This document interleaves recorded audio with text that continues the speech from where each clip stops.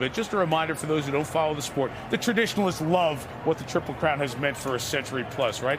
It's a sport with no commissioner, 3 separate entities running these 3 races. The entity in the middle of this one is in the middle of change at the top. You know, Jerry, for the last 4 out of 7 year stretch, it won't be the traditional Triple Crown because we've got the Belmont at Saratoga for a couple of years. This race will not be at Pimlico, will be at Laurel. We had COVID in 2020. A lot to dissect. Just give me your feeling on what the sport needs to do here now as you look at the Triple Crown. Okay, so how many years do we see wildly successful TV shows have successful spinoffs? They piggyback off that successful TV show. The Kentucky Derby is our successful TV show. And we need the Preakness and the Belmont, which once were highly successful, to be the same again. And in this day and age, when horses need more time between races than 2 weeks, they need to take that space and get our stars to go from the Derby to the Preakness to the Belmont. Pimlico was willing to do that last year, spread it out. The obstacle has been the New York Racing Association.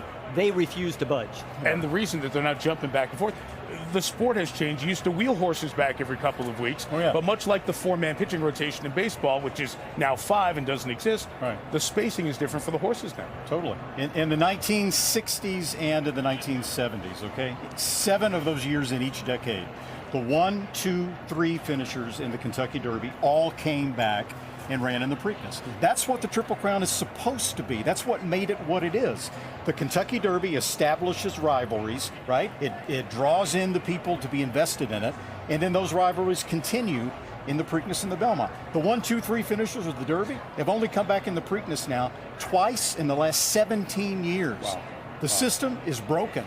Fortunately, it's an easy fix, but the sport just has to remove itself from that straitjacket of tradition that so many people are in right now that's holding it back. Do you have any hope that there's change down the line?